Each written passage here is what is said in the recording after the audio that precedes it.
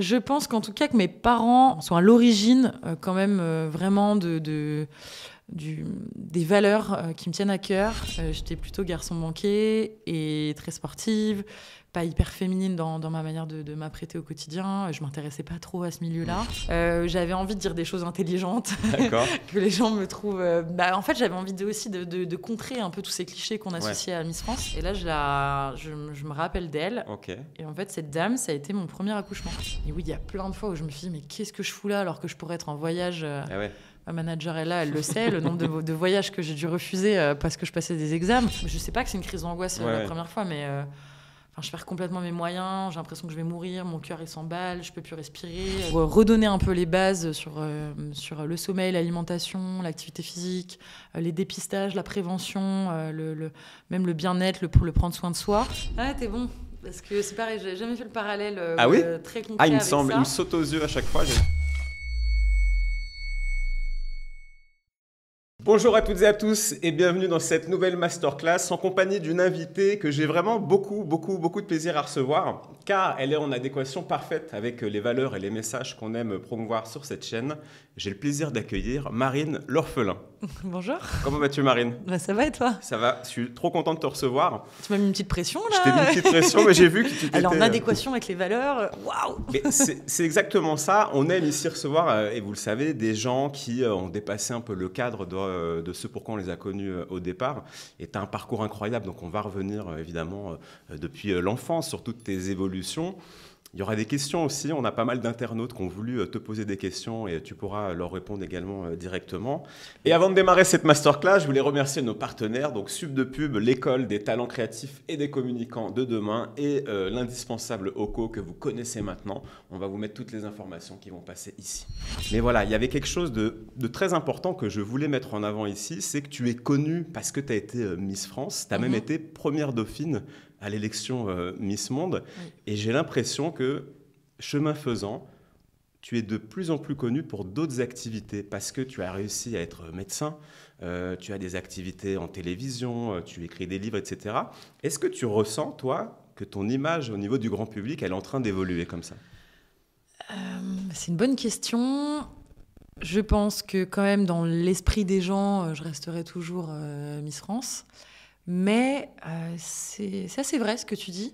Il y a des gens qui me disent me connaître depuis et me suivre, notamment sur les réseaux sociaux, depuis quelques années. Donc ils n'étaient pas là à mes débuts, enfin au début de ma popularité, on va dire, grâce à Miss France, et qui ont commencé à me suivre pour les messages de santé que je fais passer, pour mes défis sportifs, pour plein de raisons diverses et variées. Mais oui, c'est vrai que la communauté s'est créée au fur et à mesure et je suis contente justement de pouvoir rentrer dans l'esprit des gens pour des compétences et pour mon métier et pas seulement parce que j'ai été Miss France. Il faut passer à autre chose. Oui, mais on est d'accord que souvent, et encore plus en France, tu vas être cantonnée. Tu as été reine de beauté. Dans l'esprit des gens, ça ne peut pas être autrement. Et effectivement, là, année après année, avec beaucoup de courage aussi, il en a fallu, et ça on va revenir là-dessus. Je vois que quand on parle de santé souvent à la télé, avant il n'y avait que Michel Simès, et puis souvent ton nom est en train d'arriver petit à petit. Je voulais qu'on revienne au tout début de ce parcours-là. Dans ta plus tendre enfance, tu étais, je crois, mais tu vas nous le confirmer ou pas, une étudiante très brillante. Très brillante. Oui, tu as eu le baccalauréat scientifique, mention très bien par exemple. Oui, non, mais je vais pas faire la fausse humble ou la fausse mauvaise élève, parce que c'était pas le cas. Non, pour le coup, c'est vrai, j'ai toujours été une bonne élève. Je crois tout simplement parce que j'aimais l'école. En fait, j'aimais apprendre, j'aimais pas m'ennuyer. Et pour moi, l'école, c'était un bon moyen de pas s'ennuyer, d'être toujours dans l'apprentissage, dans le partage avec les autres. Et donc oui, j'ai toujours été une bonne élève toute ma jeunesse et même collège, lycée. Voilà, souvent la première de la classe, ce qui peut énerver aussi un peu les autres. Hein. Et j'ai eu le bac avec la mention très bien, bac scientifique. C'est plus de 16 de moyenne ? Oui, ouais, c'est plus de 16 de moyenne. Mais j'aurais pu avoir les félicitations du jury et je les les ai pas eues. Alors, comment ça j'ai eu 17,5, je crois. Ah oui, donc en plus, c'est pas un petit 16. J'ai pas eu 18. Ah ouais, c'est incroyable. Tu avais déjà cette idée de travailler comme médecin, en tout cas dans des matières scientifiques à ce moment-là? Tu savais déjà plus ou moins où tu voulais aller? J'étais plutôt une scientifique, D'accord. ce qui se voyait dans mes résultats aussi. Ouais. J'ai toujours préféré, on va dire, les matières scientifiques. Après, j'ai quand même pas mal hésité et je pense que j'aurais pu faire plein de trucs différents parce que, étant curieuse, intéressée, il y a plein de métiers qui finalement m'intéressaient en me disant j'aimerais bien faire ce métier-là pour ça, j'aimerais bien faire celui-là pour ça. Et c'était dur pour moi de choisir. Ah, ça a été dur? Le choix, pour moi, choisir, c'était renoncer pendant très longtemps. Et donc, c'était très dur pour moi de choisir et de me dire j'espère que je vais pas me planter, j'espère vraiment que mon métier va me plaire. Et en fait, j'ai eu un intérêt déjà au début pour la santé, vers l'âge de 13 ans. J'ai eu une petite expérience à l'hôpital où, moi, j'ai été hospitalisée, mais pour rien de très grave. Mais bon, j'ai passé quelques jours à l'hôpital. Donc, en fait, j'ai commencé à m'intéresser, à me dire j'aime bien ce qui se passe là dans les couloirs. Pourquoi le médecin vient me voir? Qu'est-ce qu'il cherche quand il m'examine et tout ça. Et après, j'ai fait des stages, du coup, dans le cadre, les fameux stages étudiants que tu fais en troisième, tout ça. Et j'ai demandé à faire des stages à l'hôpital. J'ai trouvé des contacts et je suis allée dans les blocs opératoires, en consultation. Et j'ai adoré. Et je me suis dit que justement, ce métier-là me correspondrait bien puisqu'il regroupait un savoir scientifique, en plus en constante évolution. Donc, tu es tout le temps obligé de suivre un peu l'actu, de te renseigner, de te former. Et en même temps, un métier très humain, très au contact des autres et utile. Utile aussi à la société. J'avais besoin de me sentir utile, en fait. D'accord. Ça, c'est intéressant parce que c'est une passion, donc tu as eu une vocation même très très tôt. Et puis, elle t'a jamais lâché. On en reparlera juste après. Tu as fait une pause, et pas des moindres, pour devenir Miss France et une personnalité publique. Tu es retourné dans ce parcours-là. Je voulais, avant ça, te poser une autre question. Ton père, il était prof de musique, de batterie, et ta maman travaillait dans les RH. Est-ce que ce côté porté sur l'homme, finalement, avec les RH, et le côté artistique, peut-être plus sur ton papa, t'ont apporté des choses ou ont participé justement à tes succès? Ah, c'est marrant, je ne l'avais jamais vu comme ça. C'est la première fois qu'on me le présente de cette manière et pourtant j'en ai fait des interviews. Je pense qu'en tout cas que mes parents sont vraiment sont à l'origine quand même vraiment des valeurs qui me tiennent à cœur et surtout de cette valeur importante du travail. Okay. Parce que mes parents ont toujours travaillé, se sont débrouillés comme ils pouvaient, mais quand même, on a une famille modeste, on est une famille modeste. D'accord. On n'a pas d'énormes moyens, voilà. Et mes parents m'ont toujours élevée en me disant tu peux réussir au niveau financier, t'élever socialement grâce au travail.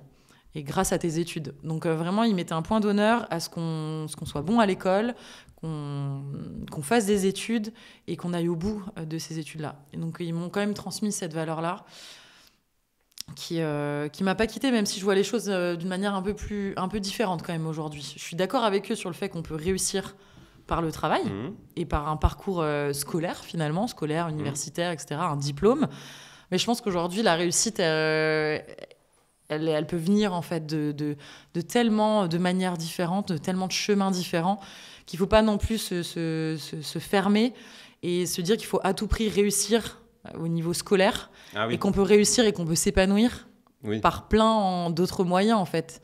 Et justement, je pense que mon père m'a apporté ce petit grain de folie en plus, peut-être par son côté plus artistique, plus excentrique, peut-être un peu différent, une manière de penser un peu différente, où lui, au contraire, il nous a toujours inculqué la valeur aussi du bonheur, vraiment de l'épanouissement, en fait.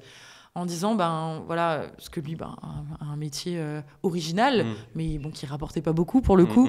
Quand on fait de la musique, on se débrouille, mais on gagne pas forcément énormément. Mais c'était sa passion. C'est sa passion encore aujourd'hui. Et donc, lui, ça l'a épanoui. Ça lui a permis d'être heureux, en fait, de se réaliser dans ce métier artistique. Donc, il nous a... Voilà. Mon père, par exemple, quand j'ai voulu me présenter au Miss, ma mère a réagi d'une manière plus sur la retenue. Ok. Elle a eu peur un petit peu. Elle s'est inquiétée pour mon avenir. Et mon père a trouvé ça génial en me disant enfin, tu vas vivre autre chose, une expérience nouvelle. Ça va t'apporter tellement. Voilà, il est plus ouvert d'esprit et plus à nous soutenir dans des challenges et des aventures un peu originales. C'est intéressant, parce que ça nous offre une belle transition. Donc là, ton parcours Miss France, dont on va parler, c'est pas le rêve d'une maman qui voulait voir sa Non, fille. pas du tout. C'est plutôt ton papa qui t'a poussé pour, en gros, kiffe ta vie, vis tes rêves. Disons qu'il m'a soutenue. Ouais. Il m'a soutenue, mais il m'a pas poussé non plus. Ouais, C'était pas non plus c'était pas un désir de mes parents de me propulser dans ce milieu de mode ou de beauté ou pas du tout. C'était pas un désir de tes parents, mais ça a fait plaisir à une autre personne de ta famille que tu puisses t'inscrire Oui. sur les Miss. Oui, l'histoire, je l'ai beaucoup racontée déjà, mais l'histoire, c'est celle de ma grand-mère qui m'a toujours dit depuis que j'étais toute petite qu'un jour je serais Miss France. Donc je sais pas trop d'où elle tenait ça, mais en tout cas, elle s'émerveillait des contes de fées, un peu des histoires à Cendrillon, des princes et princesses, des Miss France, de toutes ces personnalités qui ont de l'extérieur, en tout cas, des vies un peu rêvées. Et je sais pas pourquoi, elle m'a toujours projetée dans ce rôle-là. Elle me l'a toujours dit à chaque fois que je la voyais, même toute petite. Puis après, adolescente, elle m'en parlait.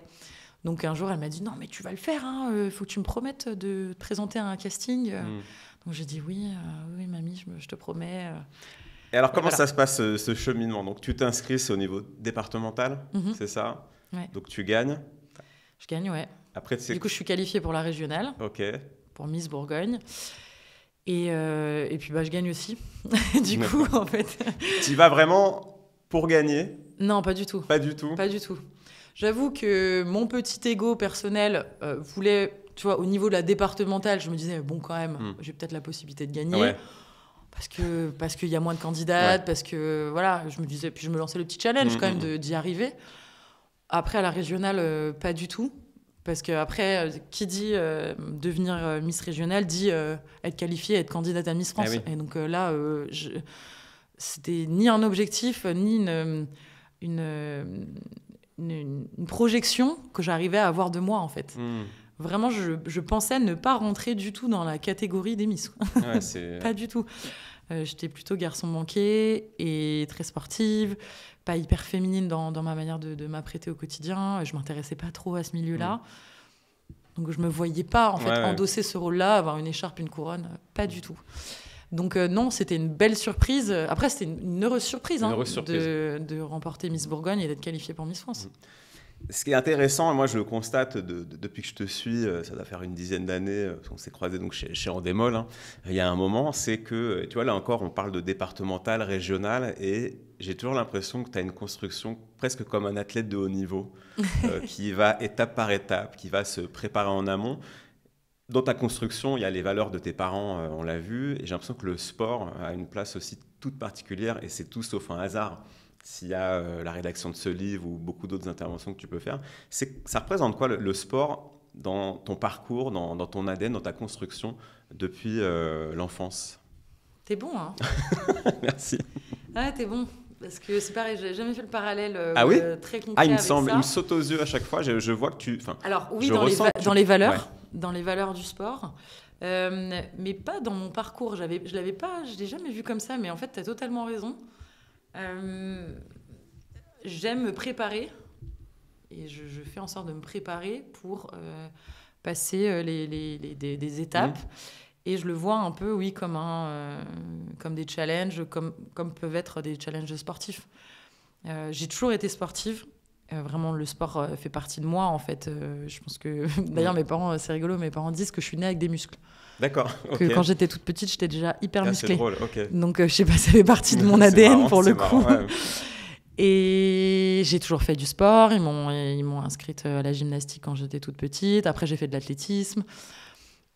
Et je me suis passionnée pour tous les sports. Je regarde tous les championnats, je regarde les Jeux olympiques, paralympiques, tout. Je suis à fond, je soutiens toutes les équipes de France. C'est vraiment... C'est un intérêt, un centre d'intérêt et une passion personnelle, vraiment. Et je pense que le sport m'a apporté justement, quand j'étais plus jeune, de la confiance en moi. Ouais. Un petit peu, parce que quand même, quand tu performes, ça t'aide à te renforcer.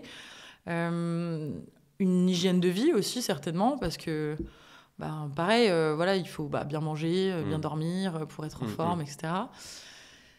Et après, dans ma vie d'adulte, aujourd'hui, le sport a pris encore plus de place, encore plus d'importance, parce que aujourd'hui, c'est vraiment un élément de mon équilibre. Ok. Donc c'est toujours ma passion et je le pratique avec beaucoup d'envie et de passion. Mais c'est aussi un élément qui me permet de m'apaiser. C'est aussi un facteur de mon bien-être, on va dire, physique et mental. C'est vraiment un pilier, moi, de mon équilibre. Est-ce que la veille de la grande élection Miss France, tu t'es préparée, donc telle une athlète de haut niveau, sur ta diététique, je ne sais pas, des projections mentales ou des choses comme ça? À cette époque-là, non. Pas cette fois-là? Non, pas cette fois-là, parce que vraiment, j'ai pris ce concours, je le vivais au jour le jour. Je prenais tout ce qu'il y avait à prendre de positif, que ce soit des souvenirs, des expériences, des rencontres. Vraiment, je l'ai vécu comme ça, comme une belle aventure, et je voyais pas du tout le résultat comme un objectif. D'accord. J'avais pas d'objectif, si ce n'est de vivre l'expérience et d'en retirer tout ce que je pouvais de positif. Et donc j'ai pas eu besoin, et j'ai pas eu cette sensation de devoir me préparer comme une athlète de haut niveau, parce que je me voyais pas concurrente des autres, en fait. Ok. Je me voyais pas dans un... C'est marrant, mais vraiment, je le vivais. Je l'ai pas vécu comme un concours. D'accord. Je pense qu'aujourd'hui, c'est un peu plus le cas. J'ai l'impression que quand même les candidates aujourd'hui se présentent pour des raisons bien précises, qui peuvent être diverses et variées, mais voilà, pour des raisons précises, qu'elles ont quand même des objectifs. Avec un plan de carrière, tu veux dire? Peut-être derrière, un plan de carrière, peut-être un peu plus construit. D'accord. Que moi, c'était vraiment, vis cette expérience, puis tu verras bien ce que ça va t'apporter. Okay. Donc, j'avais pas de projeté, j'ai pas de vision, et je voyais pas ce que ça allait m'apporter. Je savais juste que ça pouvait être sympa, presque. La recette, elle semble payante, parce que c'est pareil, je sais pas si tout le monde le sait, tu es aussi la Miss qui a été le plus titrée. Avec tout un tas de... Je sais pas si c'est encore vrai aujourd'hui. Alors, en tout cas, il y a, au moment où j'ai préparé ça, donc j'espère, on vérifiera, mais je vais quand même le lire. Donc évidemment, Miss France, première dauphine à Miss Monde, il y a le titre de Miss Europe, première dauphine de Miss Beach Fashion, enfin, il y en a plein comme ça, et c'est pour ça que je faisais aussi ce parallèle avec la performance et le côté sport, c'est quand tu y vas pour la performance aussi, c'est peut-être pas conscient, mais tu ramènes, il y a des résultats en fait tout le temps. Alors, je pense que jusqu'à Miss France, c'était le cas. Ouais. C'est-à-dire de ne pas être consciente et de ne pas vouloir de résultats et pas forcément vouloir performer. Mais au moment où j'ai changé de vie, en fait, et j'ai basculé dans cette vie de représentation, où je devais porter les valeurs aussi bien de Miss France et défendre mes propres combats, qui je suis, mes engagements. Là, par contre, je me suis mis une pression. Okay. Et je me suis mis une pression quand même d'être un peu la meilleure. D'accord. Quand même. J'avais envie de dire des choses intelligentes. D'accord. Que les gens me trouvent... en fait, j'avais envie aussi de contrer un peu tous ces clichés qu'on associe à Miss France. Donc, j'avais envie de passer pour quelqu'un d'intelligent, donc de savoir prendre la parole correctement, dire des choses pertinentes. Ouais. D'être toujours bien apprêtée pour qu'on n'ait pas à me reprocher quoi que ce soit et qu'on se dise « elle est toujours au top ». Donc oui, je pense que je me suis mis à un moment quand même une pression de performance. D'accord. Ou de... Presque, je l'ai dit, je l'explique un peu dans mon livre aussi. En fait, ça fait un peu partie de ma personnalité d'être perfectionniste. Okay. Et donc de vouloir toujours bien faire et donc de vouloir toujours montrer le meilleur de moi-même et de devoir toujours avoir envie d'être au top. Sauf que c'est un peu fatigant au bout d'un moment. Ça doit être fatigant. Et alors, on parlera du livre parce que tu livres plein d'astuces aussi pour travailler aussi l'esprit, le cerveau, etc. Je vois là, parce qu'on parlait de record, tu es aussi la Miss qui a été élue avec le plus fort taux de vote, avec plus de 41% des voix. Ah ouais. Donc, il y a eu pas mal de choses. On parle de l'élection. On a des questions, justement. Je vais t'en présenter une ou deux. À propos des Miss, alors, Inès, elle avait une question pour toi. Hello Marine, alors moi j'ai une question. Est-ce que par hasard tu as déjà regretté d'avoir été élue Miss France? Merci beaucoup pour ta réponse. Non. Jamais. J'ai quand même réfléchi, tu vois, j'ai pris une seconde et après je me suis dit pourquoi tu as réfléchi? Non, évidemment. Non, j'ai jamais regretté parce que Je l'ai fait pour des bonnes raisons. Ouais. C'était voilà, d'avoir envie de bousculer un peu ma vie, de vivre ce challenge, de vivre cette aventure. Et ça m'a amené au résultat qui était inattendu, mais qui a changé ma vie pour une vie encore plus belle, je dirais, et qui m'épanouit, enfin, qui m'a beaucoup épanoui ces dernières années, Ouais. et qui m'épanouit encore aujourd'hui. Après, j'ai changé quand même, hein, j'ai fait beaucoup de choses depuis, développé beaucoup de Oui. projets, mais quand même, le point de départ en fait, de ce basculement de ma vie qui a totalement changé, c'est quand même Miss France. J'allais te poser cette question. Est-ce que tu penses que sans Miss France arrive tout ce qui arrive après? Parce que tu te destinais quand même à devenir médecin. Oui. Alors évidemment, je ne parle pas du côté strass, grand public et même de la médiatisation. Mais quoi qu'il arrive, tu allais être médecin. Tu l'es. Oui, parce que j'ai voulu justement aller au bout de ce projet-là qui faisait partie de moi la mois d'avant. Et j'avais pas envie d'avoir de regrets, j'avais envie d'être fière aussi d'aller au bout, d'avoir mon diplôme et d'avoir cette possibilité aussi d'un métier qui me plaît, en ne sachant pas vraiment ce que je voulais faire d'autre à côté. En fait, dans toutes les propositions que j'ai eues, au tout début, je n'étais pas hyper intéressée par les médias, par le cinéma, par le mannequinat, par tous ces autres métiers-là, finalement. Donc, je suis vite revenue à mon essence, à mon essence, quoi, et à la personne que j'étais avant. Et je pense que ça, c'était important aussi. Je pense que ça m'a quand même permis de garder un peu les pieds sur terre. Ah oui, ouais. Tu vois, d'avoir un métier très concret, ouais, et puis au contact des gens quand même qui sont en souffrance, qui sont en difficulté. Parce que tu as fait des stages, hein, on le rappelle, dans des services d'urgence où je pense que tu vois ce qu'il y a de pire. Ce que la Terre peut offrir de pire, des situations dramatiques. Comment tu passes d'une soirée comme on a pu partager au Global Gift Gala d'Eva Longoria, donc le bling bling absolu, la paire de chaussures, combien tu disais de Je crois Beckham? que c'était vendu à 40 000 €, un truc comme ça. Comment on passe de ça au service des urgences d'un hôpital? C'est comment Ben justement, je pense en restant simple en fait. En restant juste un être humain, quoi. En se disant, bah oui, j'ai cette chance, et je le vois toujours comme une chance, et encore aujourd'hui, de vivre des moments qui sont extraordinaires dans ce milieu de paillettes, voilà, ou avec des personnalités ou personnes importantes ou qui ont du pouvoir.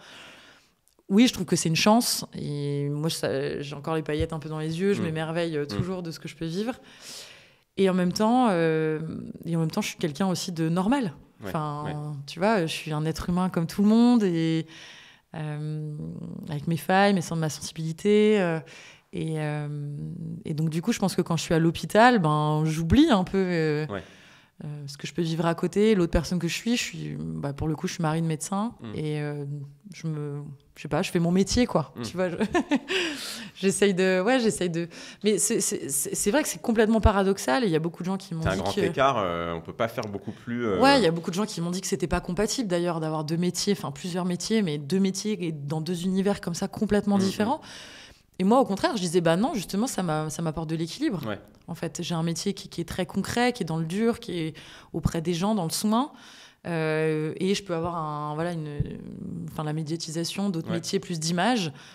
Et donc, ça m'apporte, il y en a un qui m'apporte parfois de l'adrénaline, on va dire du kiff, de l'admiration, de l'émerveillement. Et l'autre qui m'apporte aussi cette sensation d'être utile, de faire du bien aux autres, d'être dans le vrai, quoi. Et donc, du coup, tout ça s'équilibre un peu et me permet de me sentir bien, en accord, de garder les pieds sur terre. Je crois qu'on a Alexis qui avait une question. Salut Marine, j'espère que tu vas bien. Moi, c'est Alexis. J'avais une petite question à te poser. Je voulais savoir, qu'est-ce que Miss France t'a apporté autre que la notoriété? Et d'ailleurs, comment gères-tu cette notoriété? À bientôt! Miss France, ça m'a apporté tellement de choses. Déjà, merci pour les questions. Miss France, ça m'a apporté tellement de choses.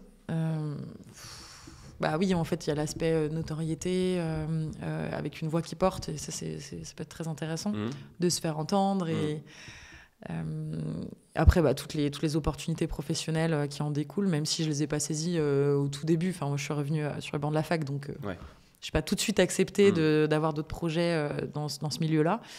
Et surtout, ça m'a apporté personnellement, en fait. T'en as appris plus sur toi après une année de Miss France? Complètement. Ouais. Est-ce que c'est un gain de temps Ouais, moi, je le définis souvent, cette année-là, je la définis souvent comme un accélérateur de vie. Ok.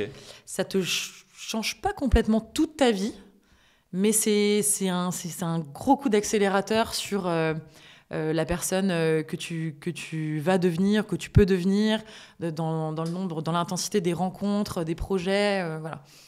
Et c'est marrant parce que tu le disais, quand tu vis une aventure comme ça et quand tu es au contact aussi des médias et du public, les gens te posent énormément de questions, en fait. Et quand tu as 20 ans, tu ne te poses pas ce genre de questions. À te demander quel combat tu as envie de défendre, quelles sont tes valeurs, où est-ce que tu te vois dans 10 ans, tu veux des enfants, tu veux te marier. Enfin, les questions sont tellement larges et hyper variées que tu fais une espèce d'introspection à 20 piges. Ah, tu te poses des questions que tu ne te serais jamais posées jamais. À 20 ans, tu ne te poses pas 50 questions. Quoi. À 20 Effectivement. ans, tu fais tes études et puis tu sors avec tes potes. Ouais, enfin, ouais, globalement, c'est vrai, je crois que c'est ça.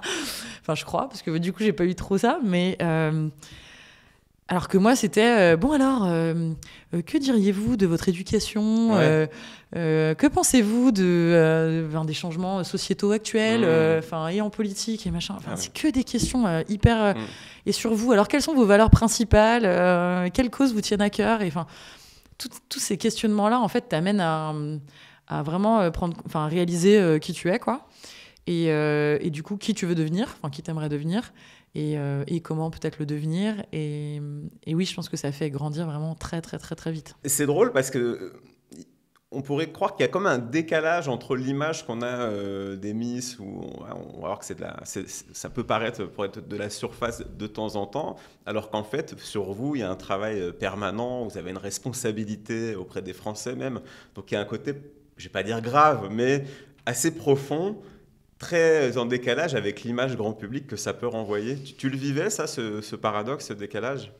Oui, je pouvais le ressentir parce que il y a 10 ans, tu vois, les médias étaient encore très, très, très critiques sur Miss France et justement sur cet aspect uniquement de représentation et associé à la beauté, à l'image. Ouais. Et de plus en plus, on a donné la parole aux Miss France. Et justement, je pense qu'on s'est rendu compte que ça allait bien au-delà et qu'on a des choses à dire et je pense qu'on est capable justement, avec nos parcours respectifs, de faire passer des messages, d'inspirer peut-être la jeune génération, de se battre pour des causes, etc. Alors, je ne vais pas t'encenser, mais alors moi, qui ai géré la communication dans Démol, j'ai vu un avant et un après Marine L'Orphelin. Nous, en com, on était trop contents d'avoir une Miss comme toi qui était justement bac scientifique, mention très bien médecin, etc. Et je me rappelle que nous, on communiquait beaucoup là-dessus. Oui. Donc évidemment, les Miss qui étaient là avant toi étaient passionnantes et intéressantes, mais moi, je l'ai vu, je l'ai observé, vraiment un avant-après. Et je pense que les Miss qui sont arrivées après toi t'ont aussi emboîté le pas et tu as participé à cette évolution en termes d'image. C'était un objectif, du coup? C'est un peu ce que tu nous dis?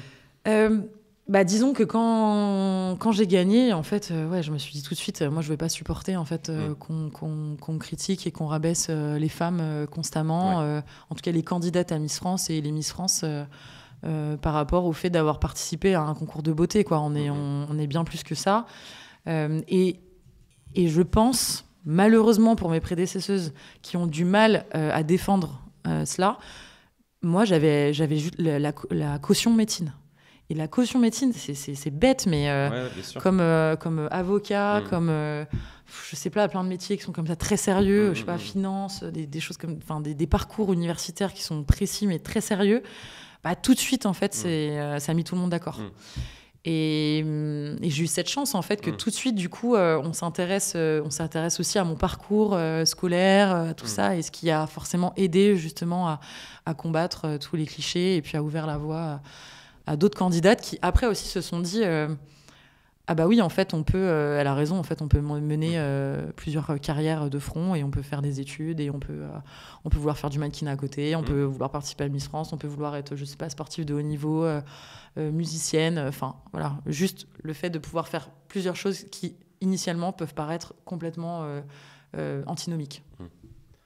Tu as voyagé dans quasiment toute la France. Est-ce qu'il y a une rencontre d'un anonyme en particulier qui a pu te toucher plus qu'une autre?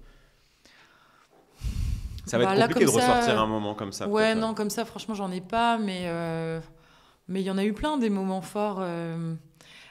Ici, j'ai une petite anecdote, tiens, récemment, parce que c'est mignon. J'étais en séance de dédicace, du coup, pour mon livre, à Lyon. Donc, c'est l'endroit où j'ai fait mes études de médecine, enfin, la ville où j'ai fait mes études de médecine.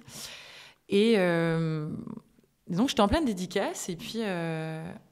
Et puis, il y a un moment d'échange avec les gens qui sont là, avec le public. Et une dame prend la parole et il me dit est-ce que vous vous rappelez de moi? Et là, en fait, j'ai un flash. Et là, je me rappelle d'elle. Ok. Et en fait, cette dame, ça a été mon premier accouchement. Quand j'étais en fac de médecine, et j'ai fait un stage en gynéco dans un hôpital de la Croix-Rousse à Lyon. Et le premier accouchement que j'ai fait en tant qu'étudiante, c'était cette dame. Incroyable. Et elle est venue avec son fils, qui est du coup le bébé que j'ai accouché. Et du coup, c'était trop émouvant. Ouais, c'est fort, ça. Franchement, c'était incroyable. Enfin, moi, j'avais les larmes aux yeux, elle pleurait. Et ça m'a beaucoup touchée parce qu'en fait, elle m'a expliqué. Et en fait, cette dame-là avait accouché seule. Son mari l'avait quittée, etc. Enfin, c'est toute une histoire et c'était fort en émotion. Et moi, j'ai toujours été... j'aurais pu être gynéco. Enfin, pendant un moment, je voulais être gynéco. Okay. J'ai toujours adoré la santé de la femme. Et voilà, pour moi, c'est resté des souvenirs très forts. Et de se dire qu'elle est venue à la séance de dédicace, elle a suivi mon parcours, elle a vu que j'étais devenue Miss France. Enfin, non, j'étais déjà Miss France. Mais à ce moment-là, au moment de son accouchement, elle n'avait pas osé me demander si j'étais Miss France ou pas. Okay. Elle n'avait pas eu l'occasion et donc elle n'avait jamais eu cette information. D'accord. Si c'était bien moi, en fait, Marie L'Orphelin, la Miss France. Et du coup, elle m'a posé la question. Enfin, du coup, elle m'a dit, si vous vous rappelez de moi? Et je lui ai dit, oui, je me rappelle de vous. Elle m'a dit, ça y est, j'ai enfin la réponse. Okay. Vous étiez donc elle n'était pas sûre au moment où elle vient de voir. Elle m'a dit, j'ai enfin la réponse. Vous étiez donc bien étudiante en médecine et Miss France. Incroyable. Et j'ai toujours raconté cette histoire à mon fils, mais sans être sûre à 100% que c'était bien vous. D'accord. C'est une super anecdote. C'était trop mignon, trop mignon. On a fait une photo avec son fils. Et voilà, il y a des histoires comme ça autour de Miss France. Il y a eu des moments très forts comme ça, des rencontres avec des petites filles, ou avec, au contraire des grands-parents, ou avec des gens malades. Il y a eu des moments comme ça assez forts. C'est une belle transition. Il y a eu donc cette année Miss France et puis il y a l'après. Tu fais l'internat en 2018 pour devenir médecin. Il faut que tu nous parles de ça parce que peut-être que tu as dû être tenté ou pas d'ailleurs, tu nous le diras, par te dire ok, en fait la vie dans les strass va être plus simple et j'aurai peut-être plus de facilité ou de confort à m'épanouir là-dedans. Moi je veux comprendre pourquoi tu fais ce choix de retourner dans des études compliquées avec une prise de risque aussi. C'est quoi ta motivation à ce moment-là? Eh bien tu vois, moi je voyais les choses dans l'autre sens. Ouais. C'est-à-dire je trouvais que c'était plus... dangereux, entre guillemets, risqué d'arrêter mes études et de me lancer dans un autre secteur que je connaissais pas et que je maîtrisais pas, plutôt que de retourner sur les bancs de la fac. D'accord. En fait, c'est une forme de sécurité, tu vois, de savoir... j'étais en deuxième année de médecine, donc j'avais validé la première année qui est très concurrentielle, sélective. Donc je savais que moi, j'étais lancée après dans le cursus médical et que j'aurais mon diplôme. Et ça me rassurait aussi de me dire que je revenais à mes premiers amours, enfin à un métier qui m'intéressait. Et à cette époque, j'avais eu aussi, beaucoup de propositions annexes, donc pour faire de la télé, pour être mannequin. On m'avait même proposé de partir à New York pour être mannequin à New York. Et tu voulais pas ça? Franchement, ça, j'ai hésité. Je tiens à le dire. Ouais. J'ai vraiment hésité là-dessus.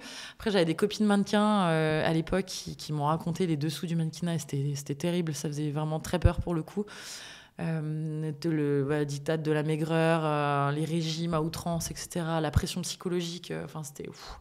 Ça m'a fait hyper peur, mais un peu New York me tentait un peu. Et on m'a proposé du cinéma, on m'a proposé vraiment plein de choses. Mais en fait, je me disais, mais j'ai pas de compétences dans ces domaines-là. Finalement, est-ce que ça va vraiment me plaire? J'en suis pas sûre. Donc tu vois, je me suis dit, en fait, non, reprends tes études. Ça, tu sais que ça te plaît déjà. Et en plus, j'avais quand même cette petite voix aussi qui me disait assure ton avenir, quoi. D'accord. Genre, sois prudente, ne joue pas toute ta carrière professionnelle sur ce qu'on te propose là maintenant. C'est un peu du vent, quoi. Il y a rien de concret. Et Là puis, où... j'ai été éduquée comme ça, avec cette valeur du travail et de la réussite par les études. Et donc, en fait, ma mère, moi, derrière, me disait non, mais il faut que tu reprennes tes études, c'est hyper important, il faut que tu aies un diplôme, il faut que tu t'assures ça, quoi. Au cas où le reste marche pas ou te plaît pas, au moins, tu as un métier, quoi. Tu as un vrai métier. Ouais, c'est ça qui est fort, c'est que parce que je pense que beaucoup de personnes, pas forcément des Miss, mais des gens qui atteignent une grande notoriété, vont être tentés de rester dans ce confort, etc. Tu as toujours eu un ancrage, en fait, très... je vais pas dire terre à terre, mais un ancrage en fait qui t'a permis de repartir. Donc du coup, c'était pas si dur que ça. Est-ce que tu as douté pourtant pendant ton parcours de médecin? Oui, par contre, j'ai douté Ouais. des dizaines et des dizaines de fois. Hein, oui. Bah oui, parce que quand tu passes des semaines à réviser des bouquins, des piles de bouquins comme ça... Et tu te dis, mais qu'est-ce que je fous là? Ouais, tu te dis, qu'est-ce que je fous là, en fait, vraiment. Tu te dis, mais c'est... En fait, c'est pas que c'est pas intéressant, parce que c'est intéressant, puisque c'est pour construire ton futur métier. Mais il y a quand même, si tu veux, il y a quand même des trucs qui te font apprendre, des micro-détails que tu as oublié 2 secondes plus tard. Enfin... Et puis, c'était pas au contact des gens. Moi, je voulais un métier au contact des gens. Je voulais apprendre les gestes aussi médicaux, les techniques et tout ça. Et là, clairement, t'es devant ton bureau en train de réviser. Et oui, il y a plein de fois où je me suis dit, mais qu'est-ce que je fous là alors que je pourrais être en voyage Ma manager est là, elle le sait, le nombre de voyages que j'ai dû refuser parce que je passais des examens, alors que je pouvais être invitée, tout frais payé au Vietnam ou ailleurs. C'était dur, quoi, des fois, en fait, de dire, j'ai quand même pas choisi la facilité, quoi, finalement. Donc oui, franchement, j'ai failli arrêter 1000 fois. Et pourquoi je l'ai pas fait? Parce qu'à chaque fois, je me disais, pense à plus loin. En fait, ne pense pas, à la difficulté du moment présent. Tu le fais pour un futur métier, pour un diplôme, pour t'assurer un avenir. Donc pense à ça, quoi. Et j'essaie toujours de me raccrocher à ça. Et encore une fois, j'avais de toute façon pas d'autre envie à ce moment-là. J'avais pas envie de me lancer dans une autre carrière à ce moment-là, en tout cas. C'est venu un peu après, quoi. Les difficultés à un moment sont tellement fortes qu'en 4e année, tu fais une crise d'angoisse. Tu as des troubles anxieux avec tout ça? Ouais, les troubles anxieux, ils s'expliquent par... je les explique, après, j'en sais rien si les psys sont d'accord avec moi, mais vous les direz. Je les explique... oui, voilà, vous pouvez nous le dire s'il y a des psys qui regardent. Je les explique à cause de pas mal de facteurs qui sont accumulés et qui ont fait que j'en suis arrivée à un moment de trop plein. Déjà, ma personnalité, perfectionniste, je l'ai déjà dit, et maintenant je le sais et j'en suis sûre de ça. J'ai ce truc où je veux toujours bien faire et mieux faire, et donc je me mets une pression. Déjà, pour moi, toi toute ou pour seule. Les autres déjà moi, toute seule, et après pour les autres. D'accord. Donc, tu te sens obligée. Pour être bien vue, pour plaire, pour paraître intelligente, enfin tout ça, quoi. Tu vois, tout ce que je t'ai un peu expliqué. Donc déjà, il y a ce trait de personnalité qui est quand même présent. Du coup, j'ai de la pression qui se met par rapport à mon rôle médiatique d'ambassadrice, où je dois toujours me montrer au top et je dois toujours bien faire. Et donc, du coup... Et en plus, du coup, j'ai donc un planning surchargé, clairement. Le manager aussi le sait très bien. Oui, on sait, ça a été super galère. Donc j'ai un planning ultra chargé à cette période-là, puisque je jongle entre la fac, les stages à l'hôpital et tout le reste, enfin tous mes autres engagements, avec des déplacements en France, à l'étranger, tout ça. Donc je dors pas beaucoup. Donc je suis hyper fatiguée tout le temps. Un autre facteur auquel on pense pas beaucoup, mais qui est quand même très présent dans ces vies-là qui sont un peu mondaines, c'est l'alcool. Ouais. En vrai. Ok. Parce que t'es invité dans beaucoup de soirées, beaucoup de cocktails, beaucoup de tout ça. Et donc, en fait, facilement, tu bois un petit peu de l'alcool tout le temps. Ouais. Et l'alcool, c'est un facteur de stress et d'anxiété. Et en plus, j'ai de temps en temps la pression, vraiment une grosse pression d'examen qui se rajoute. Tous les 6 mois, j'ai mes gros examens universitaires. Où là, je suis en retard sur mes révisions, j'ai l'impression que je connais rien, voilà, et je me dis si je rate, mon Dieu, qu'est-ce que vont penser les médias tu vois, il y a quand même cette pression-là aussi de montrer que je suis capable aussi de finir mes études de médecine, parce que j'ai envie de prouver à tout le monde que j'en suis capable en fait, et que je le fais pas à moitié. Ok. Donc voilà, Tu vois, rien quand je l'exprime, oui, déjà, mais... je suis fatiguée. Donc en fait, voilà, j'ai une espèce de pression toujours un peu... Tu vois, je suis toujours un peu au seuil, quoi. En train... tu sais, c'est la goutte d'eau qui va faire déborder le vase, quoi. Ou le bouchon de champagne qui va péter, quoi. Et donc, à un moment, ça pète en 4e année. Je crois que c'est en 4e année. La veille d'examen, je suis complètement à la ramasse. J'ai pas eu le temps de réviser correctement. Du coup, je suis pas sereine. Je suis hyper fatiguée. J'ai pas dormi, machin. Et puis, en fait, là, je fais une crise d'angoisse. Je sais pas que c'est une crise d'angoisse la première fois, mais... je perds complètement mes moyens, j'ai l'impression que je vais mourir, mon cœur il s'emballe, je peux plus respirer, je me mets à trembler, je me mets à pleurer. Donc c'est violent. Ouais, super violent. La crise d'angoisse pour les gens qui en font, se font peur. Hein. En tout cas, les premières, on sait pas. Ça fait un peu flipper. Et puis, du coup, j'ai appris après, en plus, avec mes études, ce que c'était avec les troubles anxieux et comment un peu les gérer aussi. Et puis, voilà, après, j'ai appris, en fait, que du coup, je pouvais pas être au top, en fait, tout le temps. Et je peux pas me mettre une pression comme ça tout le temps, constamment, parce que je le supporte pas, en fait. Mon cerveau le supporte pas, mon corps le supporte pas. Il y a un moment, il faut que je me calme, et il faut que je m'apaise, et il faut que je trouve des moyens d'aller bien, quoi. Il faut que je garde cet équilibre. C'est ça. Puis tu avais peut-être eu un trop-plein aussi avec cette année de Miss France et la suite, où on te demande d'être au top tout le temps. Ouais, mais après, tu dois emmagasiner aussi du stress peut-être Après, on me le demande, oui, c'est implicite, parce que tu as envie, en fait, que les gens trouvent que c'est bien ce que tu fais, tu as envie que les médias trouvent que c'est super ce que tu fais, donc tu as envie de faire toujours plus, toujours mieux. Mais c'est implicite, moi. En fait, personne concrètement m'a demandé d'être toujours au top. Et j'aurais pu, à ce moment-là, assumer justement le fait que j'ai des cernes comme ça, parce que je révise, parce que je suis fatiguée, que j'ai des boutons, que tout ça. Mais à ce moment-là, j'étais pas encore prête, en fait, à montrer mes failles. Il y a eu les doutes, il y a eu les failles, mais au final, et j'ai envie de dire comme tout le temps dans ta vie, tu valides ton diplôme. Aujourd'hui, donc t'es médecin, c'est pas rien. Donc tu pratiques, t'es reconnu professionnellement. Et puis, il y a tout un tas de choses. En 2016, tu as lancé un blog qui parlait déjà de santé. Je crois que l'année d'après, tu lances ton site, ta chaîne YouTube où tu parles de santé. Et puis, il y a En pleine forme, qui est un livre qui est sorti à l'été dernier, si je ne dis pas de bêtises. Il est intéressant parce qu'il y a à la fois une partie qui traite, je ne vais pas dire le mot scientifique, il ne faudrait pas que ça fasse peur, mais on a des choses concrètes. Alors, bien sûr, il y a de l'information médicale. Il y a de l'info médicale, exactement. Et puis, on a tout un tas de tips santé, bien-être. Tu as réussi à faire un savant mélange des deux. Raconte-nous ce livre, s'il te plaît. Déjà, merci pour cette présentation et le savant mélange des deux. C'était tout l'enjeu. C'était tout l'enjeu de ce livre. C'était de dire... j'avais envie de partager des conseils, déjà de l'information médicale pour redonner un peu les bases sur le sommeil, l'alimentation, l'activité physique, les dépistages, la prévention, même le bien-être, pour le prendre soin de soi. Donner vraiment de l'info pour contrer aussi un petit peu pas mal de fake news et de choses qu'on lit un peu partout. Mais en même temps, tout en proposant un ouvrage qui est quand même accessible. Où du coup je vulgarise et où je donne des conseils très pratiques. Il est pour qui ce livre du quotidien. Il est pour qui ce livre Ce livre, il est pour tout le monde en fait. Il est pour tout le monde. Après, il est pour les adultes quand même, parce qu'il y a quand même des termes, des explications qui sont un peu plus pointues. Mais voilà, pour tous les adultes en fait qui ont envie de prendre soin d'eux parce qu'ils sentent qu'ils en ont besoin physiquement, psychologiquement. Parce que j'aborde en fait dans ce livre la santé physique, ce qu'on peut appeler purement la santé, de l'absence de maladie, mais aussi la santé mentale. Donc cet aspect vraiment de bien-être global, d'être en accord avec soi-même. Je fais le lien entre les deux. Ta période de trouble dont on parlait juste avant, elle a inspiré cet ouvrage ? Oui, carrément. Oui.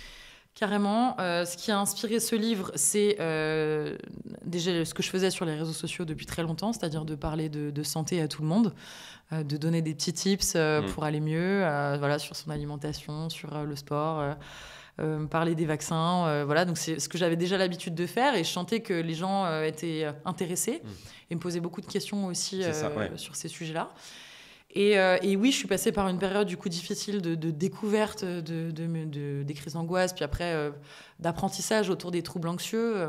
Et donc j'ai réalisé l'importance de la santé mentale à ce moment-là. Et dans mon activité de médecin généraliste aussi, parce que j'ai beaucoup de gens qui consultent plein de petits tracas, ça peut être des troubles du sommeil, des troubles digestifs, des choses comme ça, et qui sont en fait beaucoup liés à du psychologique, à justement un fond anxieux, à du burn-out au travail, voilà.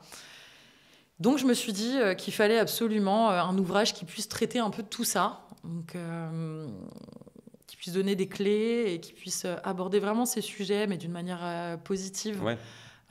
Voilà, pour essayer de juste peut-être déclencher des petits déclics chez les gens en disant bah oui, peut-être que cette habitude-là, il faudrait que je la change et peut-être que ça peut me faire du bien. Oui, c'est très concret ce qu'on va retrouver là-dedans. Chacun peut l'appliquer. C'est intéressant parce qu'il y a le livre, il y a ta chaîne YouTube, tu es très présente sur les réseaux. Moi, j'aime beaucoup ta démarche parce qu'on on est dans une époque où il y a des coachs de tout, dans tout, des coachs santé, bien-être, sauf que toi, tu es médecin. Donc, pour le coup, hyper légitime pour raconter tout ça. C'est quelque chose qui était important pour toi aussi, peut-être de maintenir ce lien avec les gens que tu as pu rencontrer pendant la période Miss France pour leur dispenser des vraies astuces, pour le coup. Bah, en fait, il y a un moment où je me suis demandé comment concilier les deux et à quoi pouvait servir cette notoriété ou cette voix qu'ils portent. Et étant donné que je m'intéresse vraiment à la santé globale, en fait, en tout ce qui est attrait à la prévention ou prendre soin de soi, bah, je me suis dit autant concilier les deux, tout simplement, en fait. Autant utiliser les réseaux, les médias... ça a dépoussiéré développer des projets sur justement cette question de la santé pour faire passer des messages au plus grand nombre. C'est aussi, franchement, aujourd'hui, utiliser les réseaux sociaux, c'est un moyen de toucher tellement de monde. Ouais. En fait, c'est des milliers, voire des millions de vues sur des contenus. Et en fait, quand je me rends compte qu'en consultation, j'en vois 20 par jour. Donc en fait, tu te dis oui, c'est un levier qui est aussi super important à utiliser pour faire de la prévention et de la santé. C'est drôle ce que tu parles de consultation. Explique-nous, parce que je pense que pour les gens, ça ne va pas être évident. Tu as des consultations aussi. Tu n'es pas que la personnalité médiatique qu'on connaît. Donc tu as aussi cette activité-là. Ouais, bah là, je vais reprendre bientôt. Parce que là, j'ai pris une petite pause de 6 mois depuis que je suis revenue m'installer en France. Mais j'ai remplacé pendant 1 an et demi en Nouvelle-Calédonie. Voilà, j'avais un remplacement régulier. Je travaillais donc c'est concret, Ouais, après, franchement, c'est vrai. Moi, j'ai de la chance. Je pouvais me permettre de travailler 2 jours ou 3 jours par semaine. Donc, pour me garder aussi du temps à côté pour la création de contenu et pour écrire un livre. Ouais, ça prend du temps. Ça prend du temps. Donc, j'avais cette chance-là de pouvoir travailler à mi-temps. Ouais. Mais oui, j'ai vraiment consulté et je prenais beaucoup de plaisir à ça parce que, encore une fois, on est dans le vrai, quoi. On est vraiment on aide vraiment concrètement les gens. Et puis, en fait, c'est quand même important de consulter, d'avoir ces échanges aussi avec les gens, leur vraie vie, pour comprendre un peu quelles sont leurs problématiques, comprendre comment on peut les aider encore plus, en fait. Si on s'arrête, si on n'est pas au contact, presque on manque un peu d'inspiration et on ne sait pas de quoi on parle. Tu vois, il faut... voilà. C'est comme un enseignant qui fera plus jamais de terrain, qui va faire de la théorie d'année en année. Tu vas faire de la théorie, voilà, puis à un moment, exactement, un moment, tu vas dire, ouais, mais en pratique, comment tu fais, c'est quoi. Ça. Intéressant. Et est-ce que tu as déjà eu des consultations qui ont inspiré certaines problématiques abordées dans le livre ? Oui, plein. Plein ? Ouais, plein. Ouais, plein, parce que je me suis rendu compte en consultation qu'il y avait beaucoup encore une fois, d'idées reçues sur la santé. Ouais. Et des choses parfois très simples, quoi. Vraiment sur la composition de l'assiette, sur le sommeil, comment ça marche, sur la reprise du sport. Enfin, plein de sujets, même encore trop d'a priori sur certains vaccins par manque d'informations, à quoi ça sert de se faire dépister. Enfin, vraiment plein de sujets. Et donc oui, je me suis inspirée de ça aussi en me rendant compte que, en fait, c'était peut-être utile, encore une fois, d'en reparler encore, même si on a l'impression que le sujet, il est tout le temps abordé, et c'est des thématiques qu'on aborde régulièrement. En fait, tu te rends compte qu'il y a encore besoin d'expliquer, il y a encore besoin... C'est top, du coup les gens savent qu'ils peuvent te retrouver sur le livre, sur la chaîne YouTube, surtout les réseaux sociaux. Ça fait beaucoup d'activités, je crois que c'est Sacha qui avait une question. Salut Marine, c'est Sacha. Je voulais savoir quels sont tes futurs projets. À très vite. Ah, mes futurs Après projets. cela. Mes futurs projets... oui, parce que je ne vais pas réécrire un livre tout de suite, je vous avoue. Il y en aura peut-être d'autres plus tard, faut jamais dire jamais. Mes futurs projets, du coup, continuer ma chronique au magazine de la santé. Oui. Et évoluer peut-être avec d'autres projets télé ou radio, mais toujours sur cette thématique de la santé. Autre projet, je commence à donner des conférences. Trop justement, bien. Parce que je trouve que c'est super moment d'échange, en fait. Bien sûr. Hyper enrichissant d'aller à la rencontre de jeunes étudiants, d'employés de bureaux, de toutes sortes de personnes, et puis de pouvoir parler justement de la santé avec eux. Peut-être lancer une chaîne de podcast, on verra. Ok. Santé, bien-être, forcément. Bien sûr. Ouais. Et puis en fait, j'ai aussi, en vrai, dans mes projets, là, hyper importants de 2024, il faut que je passe ma thèse, parce que j'ai pas encore passé ma thèse de docteur. Donc voilà, là, je veux vraiment passer ma thèse de docteur. Okay. Et j'aimerais devenir médecin du sport. Donc, il faut que je commence aussi à me former. Donc, je vais reprendre un petit peu les études. D'accord. Mais bon, on va dire que c'est des formations professionnalisantes. On n'est pas dans le... C'est pas que du bachotage, quoi. Voilà, je vais pas... Il y aura un peu de cours, mais oui, parce que j'ai envie de concilier ma passion pour le sport avec mon métier. Est-ce que ce sera trop juste pour 2024 là, pour Paris 2024, ça va être un peu juste. Ça va être un peu juste. C'est dommage. Et après, je suis très engagée avec Paris 2024 aussi. C'est un peu le thème de la chronique. Parle pas du tout d'un jeu. Si, c'est ça. C'est ça. Tu peux nous expliquer ça? Ouais, c'est ça. Ma chronique au magazine de la santé, c'est une chronique où je présente à travers le parcours d'un ou d'une athlète olympique ou paralympique des thématiques de santé, santé-sport, quoi. Donc, par exemple, je vais faire une chronique sur la santé mentale des sportifs de haut niveau, une chronique sur un para-athlète, par exemple Alexis Anquincan, tu vois, comment il fait pour courir un triathlon avec une prothèse. Voilà, donc je parle un peu de médecine, de santé et de performance sportive. Et donc oui, je présente on espère les futurs athlètes qu'on verra au JO. Ce que tu nous dis, c'est qu'il y a ce livre, qu'il y a un carton, il y a la chaîne YouTube, il y a la chronique où tu parles de sport et de santé. T'es heureuse dans la vie? Ouais, ça va. Bonjour Marine, comment arrives-tu à concilier et ta notoriété publique et ton métier de médecin? Je crois que je me suis un peu cherchée pendant quelques années parce que justement j'avais un peu cette double vie et que c'était difficile de concilier les deux et même de croiser, en fait, de faire se rencontrer, en fait, mes deux univers et mes deux vies parallèles. Et là, ça y est, je vais enfin trouver... Puis il y a un moment où tout se croise.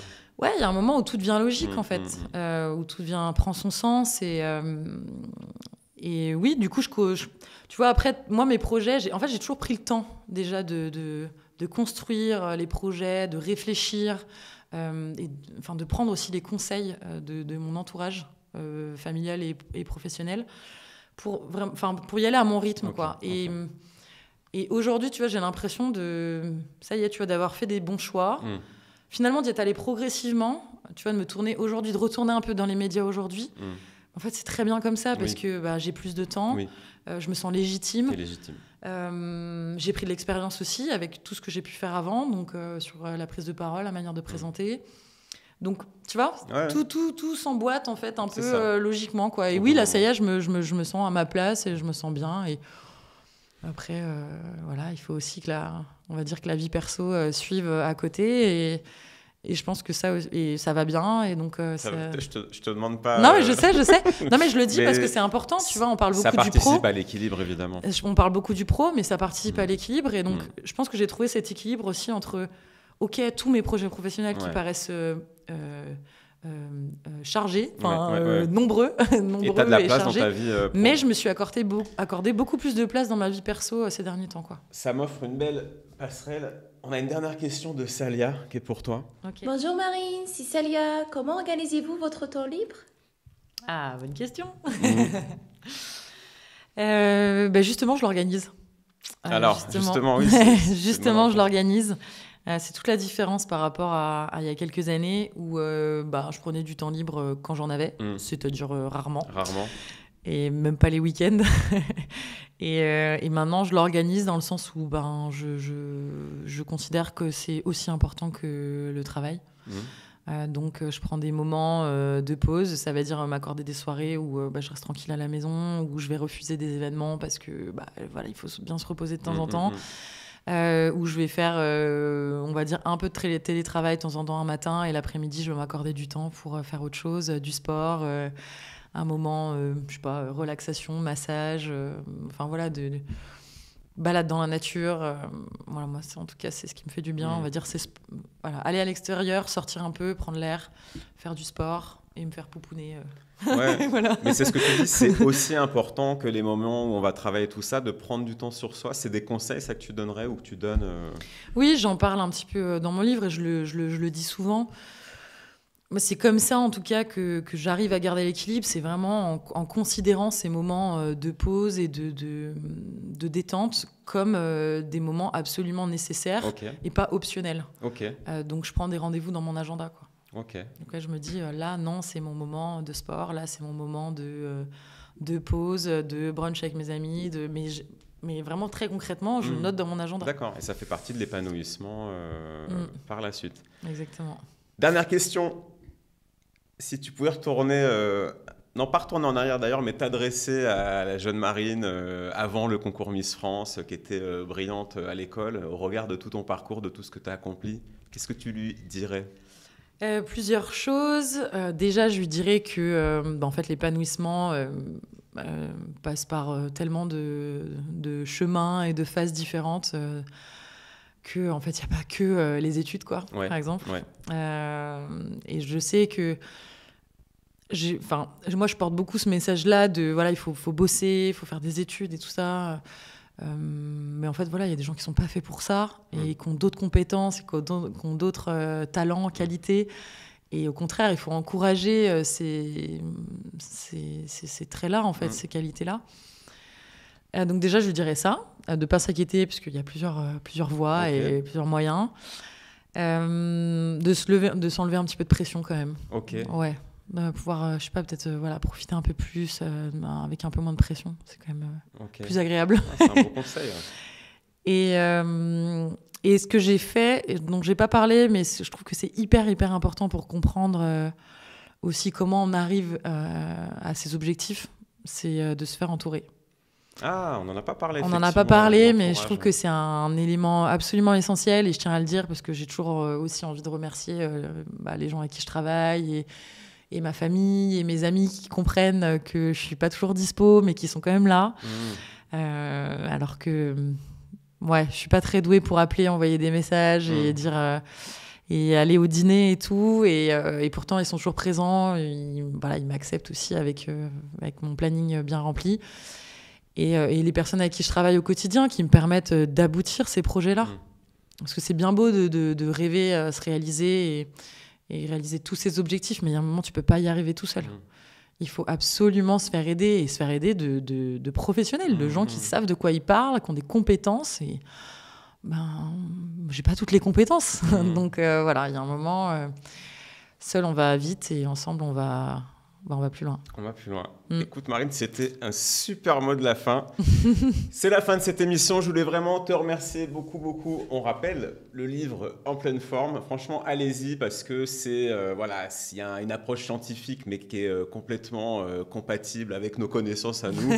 Surtout beaucoup d'astuces très très concrètes. Merci mille fois pour de ta cet présence. Échange. Merci beaucoup. Je voulais passer à quelques remerciements. Remercier le panel et le public qui est venu aujourd'hui pour vos questions. Un grand merci à notre partenaire Subdepub, l'école des talents créatifs et des communicants de demain. Notre partenaire OCO, vous les connaissez maintenant, les gourdes éco-responsables. Apparemment, c'est bien. Moi, je connais pas, mais tu m'as dit que tu allais me faire tester. Je vais te faire tester. Tu prends n'importe quelle eau, soit dans un vestiaire, en voyage à l'étranger ou en randonnée, une eau d'une rivière, elle va ressortir 100% purifiée. Génial. Pour le trail, c'est parfait. C'est parfait, exactement. À l'image et au son, c'était Ludovic et Océane. Merci beaucoup. Au maquillage, c'était Louane. Je voulais remercier Marion, Jude et la team Elema Agency pour l'organisation de ta venue, Marine. C'est ma team. On a beaucoup parlé aussi. Et voilà, maintenant, vous avez désormais l'habitude. On vous invite à commenter, liker, partager, à vous abonner à la chaîne YouTube Divergent. Merci Marine, c'était un plaisir de te recevoir. Merci beaucoup. Merci Mathieu, c'était un plaisir partagé.